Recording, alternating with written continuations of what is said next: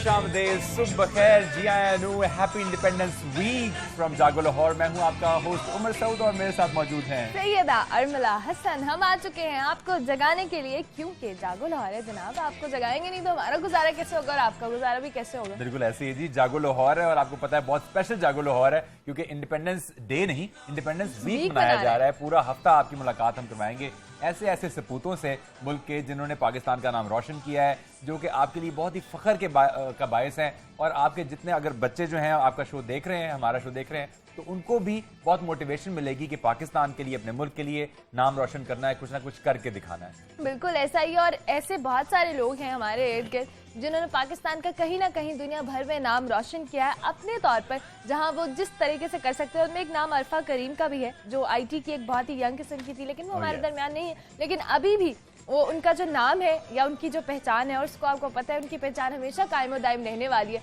क्योंकि अरफा करीम टावर है उनके नाम से मंसूब किया गया। और मेरे ख्याल से इससे बहुत ही फख्र की बात है, क्योंकि आपको पता है कि IT टावर पाकिस्तान में जो पहला इतना बड़ा बना, जहाँ पे बहुत सारे इनक्यूबेटर्स हैं, जहाँ पे ऐसे ऐसे नए दिमाग जो हैं वो जन्म लेते हैं, वो उसका नाम को जो है उनके नाम के साथ एसोसिएट कर दिया गया Arfa Karim, because she was the youngest Microsoft engineer from Pakistan. और अल्लाह ताला अगर उनको मोहलत देता तो आप सोच सकते हैं कि वो पाकिस्तान के लिए क्या क्या कर देती, और माइक्रोसॉफ्ट ने भी उनको रिकग्नाइज किया। बहुत बड़ी बात है। वो हमारे दरमियान नहीं है, लेकिन हमारे दरमियान बहुत सारे ऐसे लोग हैं, ऐसे बच्चे हैं जो कि उन्हीं की डगर पे चल रहे हैं और पाकिस्तान का नाम रोशन भी कर रहे हैं। बिल्कुल जी, छोटी छोटी उम्र में ऐसे बड़े बड़े कारनामे हैं कि आप परेशान हो जाते हैं कि ऐसे ऐसे बच्चे जो है इतनी मेहनत और इतनी लगन से, क्योंकि पाकिस्तान में मेहनत टैलेंट की कमी नहीं है, लेकिन उसको निखारने के लिए प्लेटफॉर्म्स की हम जरूर कमी की हमेशा बात करते हैं। लेकिन हमारे दरमियान में ऐसे बच्चे हैं जो प्लेटफॉर्म्स की कमी होने के दरमियान के बावजूद भी अपना नाम जो है वो बनाते हैं और दुनिया भर में पाकिस्तान देखा जाए तो हम अक्सर आपको पता है जिक्र करते रहते हैं कि बिजली नहीं है, पानी नहीं है, पता नहीं होता, लोड शेडिंग होती है, पढ़ने का मौका बच्चों को कैसे मिलेगा, फोकस नहीं डेवलप होता। लेकिन फिर भी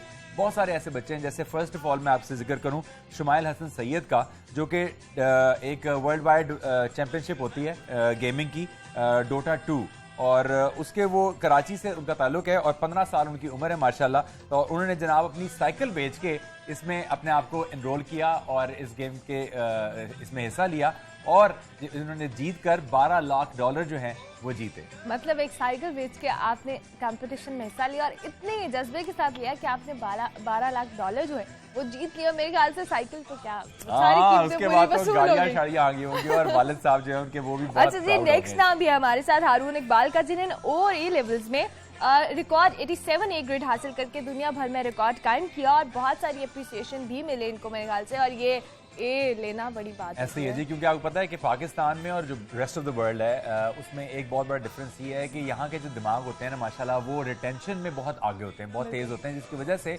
अक्सर देखा गया है कि जो बच्चे यहाँ पे एवरेज स्कोर कर रहे होते हैं, जब वो बाहर फर्दर स्टडीज के लिए जाते हैं तो वहाँ पे वो हमेशा स्ट्रेट एज लेते हैं। वाई? बिकॉज वो जो गोरे हैं ना, उनको पहले दिन से ना आसानी की आदत पड़ी होती है कि जो बता दिया बस वही याद करना है। हमारे बच्चों ने रट्टे लगाए होते हैं बहुत शुरू दिन से, और जिसकी वजह से उनकी रिटेंशन पावर बहुत होती है, जिसकी वजह से जब वहाँ जाते हैं तो वो बहुत अच्छा स्कोर करते हैं। से याद आया, रट्टा सिस्टम भाई इतना स्ट्रॉन्ग है हमारे यहाँ पे कि मुझे याद था मैं FSC में थी और मेरी क्लास फेलो उसको पेज नंबर उसका वो जो हेडिंग के आगे वो जो पॉइंट्स में नंबर लिखा होता है और फिर उसको पता था कि फलाना आर्टिकल फलाने पेज पे, हम परेशान हो जाते थे कि भाई इतना रट्टा सिस्टम पक्का कैसे हो सकता है। नहीं देखिए ना, आप इससे आपको पता लगता है कि इंसान का दिमाग जो है ना, उसको जितना इस्तेमाल किया जाए वो उतना ही ज्यादा उसमें निखार पैदा होता है, और जितना कम इस्तेमाल किया जाए।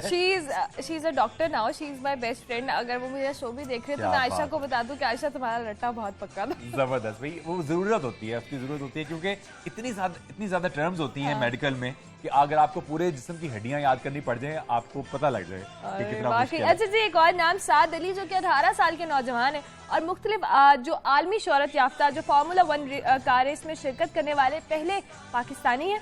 और इसके साथ साथ उमर बताएंगे हमें और कौन है हमारे साथ? जी जनाब, और आपको पता है कि टेलीनॉर जो एक होता है यूथ फोरम होता है, उसमें 2013 में अवैस इमरान जो हैं उन्होंने जनाब कामयाबी हासिल की थी। और इसमें ये हुआ था कि जो मोबाइल ऐप उन्होंने डेवलप की थी शॉर्ट ड्रॉप, जिसको 50,000 टाइम जो है डाउनलोड किया गया था सिर्फ 6 माह के दौरान। अच्छा जी, चले आपने लड़कों की बात करी, अब लड़कियां भी किसी से कम नहीं हाँ, है। वो तो आइमा जाहिर है। असद लंदन यूनिवर्सिटी में LLB के इम्तिहानात में पहली पोजीशन हासिल कर चुकी हैं, और ना सिर्फ उन्होंने पहली पोजीशन हासिल की बल्कि लंदन यूनिवर्सिटी के LLB प्रोग्राम में तारीख में सबसे ज्यादा नंबर लेने का एजाज भी अपने ये अक्सर हुआ करता है कि पाकिस्तान के जितने भी स्टूडेंट्स हैं ना, वो अक्सर ये होता है कि जो मेरिट लिस्ट होती है उसमें सबसे टॉप पे फॉल करते हैं, क्योंकि वो अक्सर सबसे ज्यादा नंबर स्कोर करने में बहुत शेयर होते हैं। उसके अलावा आपको बताते चलें कि अताउल्ला इज़्ज़ा खेलवी जो हमारे सिंगर हैं, बहुत ही लेजेंडरी सिंगर हैं, उनकी जो बेटी हैं उन्होंने 2009 में सिर्फ 19 साल की उम्र में हॉलीवुड जो मूवीज हैं उसके अंदर विजुअल इफेक्ट आर्टिस्ट के तौर पे काम किया था।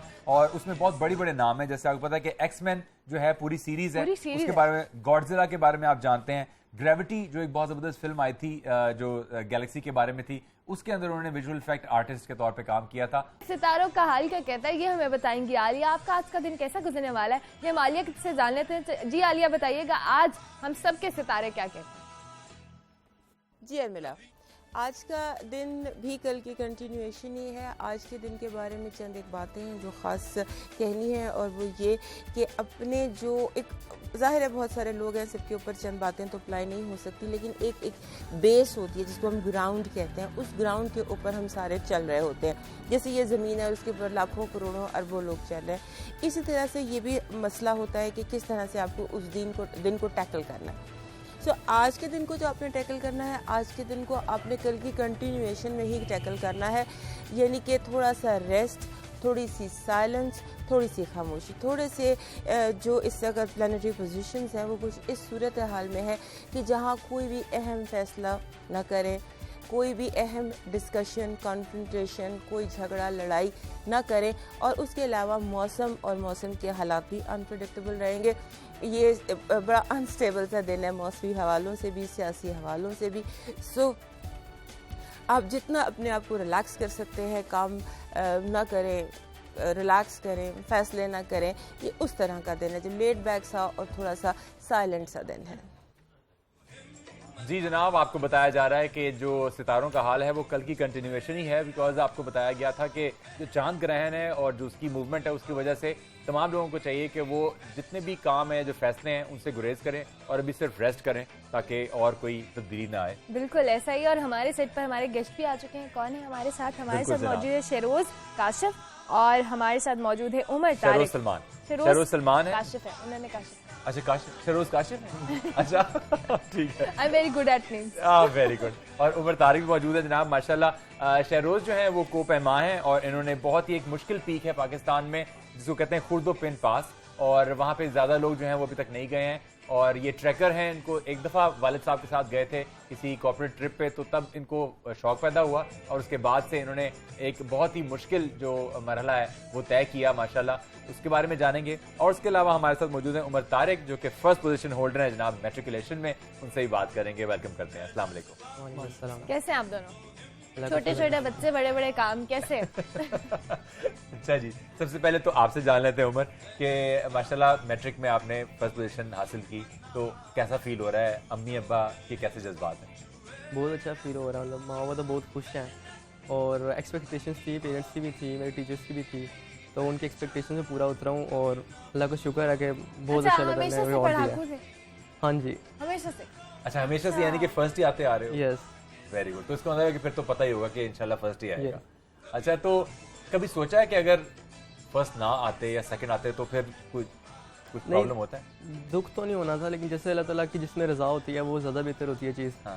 अल्लाह ताला मेरी मेहनत का फल किसी के और जगह दे देता मुझे, तो दुख नहीं होना था। ये बहुत मतलब बड़ी बात है, कंसिस्टेंट रहना था फिर भी मैंने। क्योंकि मेरी एक कज़न है जो कि अब माशाल्लाह डॉक्टर है, she is placed in America. उसको ये प्रॉब्लम था कि वो कहती थी अगर मैं सेकंड आ गई ना तो वो उसको बहुत डेवस्टेशन से होती थी, अजीबोगरीब। मैंने उसको देखा करियर में एक दफा वो सेकंड आई थी और उसने रोना डाल दिया था, बहुत मसला हुआ था। और ये आजकल के बच्चों में प्रॉब्लम है, जो एक्सपेक्ट करके बैठे होते हैं, अगर वो ना हो तो बहुत पैनिक होते हैं वो। लेकिन आपकी ये बड़ी अच्छी सोच मुझे लगी। अच्छा जी, सलमान शहरोज की तरफ आते हैं, काशिफ की तरफ। हाँ, तो शहरोज बताएं कि आपको कैसे ख्याल आया ट्रैकिंग का, क्योंकि पाकिस्तान में तो इतना रुझान भी नहीं है, लेकिन आपको कैसे ख्याल आया? बस जब एक सपोर्ट होती है तब बंदा खुद ही इस चीज़ की तरफ आता है। एक ऑफिशियल ट्रिप गया था मेरे फादर का, और उसमें मैं फादर के साथ ही था अपने। तो वहाँ पे मैंने ज़िंदगी की पहली कैंपिंग उस साइड पे की थी। तो जब मैंने देखा कि कुछ ट्रैकर्स जा रहे हैं, एक पीक थी मकड़ा पीक, जो 3000 मीटर्स की पीक थी, तो उस तरफ जा रहे थे। तो मैंने भी जब छोटा था तो एक ख्याल आता था कि टॉप पे क्या होगा। मतलब मेरा ये इमेजिनेशन थी कि टॉप पे घर होगा या कुछ इस तरह का होगा। तो मैंने भी जिद की कि मैंने भी जानी है, लेकिन मैं उस वक्त ज़्यादा बर्फ़ की वजह से नहीं कर पाया। फिर मेरे फादर ने वादा किया कि आफ्टर 3 वीक्स में दोबारा लेके आऊँगा। लेकिन जब मैं टॉप पे गया उसके 3 वीक्स बाद मैं फादर के साथ दोबारा आया, और फिर मैंने 3 घंटे में या 4 घंटे में वो पीक कर ली। लेकिन जब मैं टॉप पे गया तब मेरी इमेजिनेशन के मुताबिक कुछ भी नहीं था। कुछ भी नहीं था, क्योंकि आपने वो हम सीनरीज भी देखते हैं ना, पहाड़ की टॉप पे एक घर है, कोई खूबसूरत सी जगह है। लेकिन जब मैं वहाँ पे टॉप पे पहुँचा तब एक वहाँ पे एक अपनी सोच आ रही थी, एक प्राउड फील कर रहा था बंदा कि मेरी अचीवमेंट है। हाँ, इतना ऊपर जाना। उसके बाद आके कुछ समझ नहीं लगता टॉप पे क्या था। क्यों, मतलब समझ क्यों नहीं आया? बाद में क्यों नहीं समझ आया? मतलब एक्साइटमेंट थी उस दर, खत्म हो गई एक्साइटमेंट? जी, टॉप पे जाके वो खत्म हो गई। हाँ भाई, यानी कि अचीवमेंट हो गई ना, तो उसके बाद में बंदा कहता है अच्छा नाउ व्हाट नेक्स्ट। जी, तो वो ख्याल आया कि व्हाट नेक्स्ट, Yes. क्योंकि जाहिर है अब काराकोरम जो है यहाँ पे वो एक इतना लंबा सिलसिला है, और वहाँ पे बहुत सारे लोग जाते हैं, और दुनिया भर से लोग आते हैं जो कोपेमा होते हैं, वो वहाँ जाते हैं। तो आपका टारगेट है वहाँ जाना, K2? K2 मैंने K2 जो है वो देख लिया है।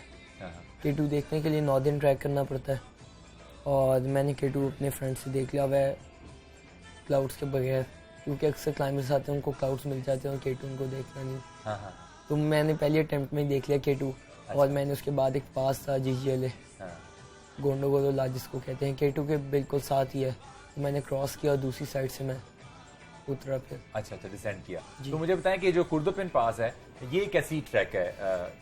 क्लाइंबर्स जिसको कहते हैं, the other name of death is कुर्दोपिन।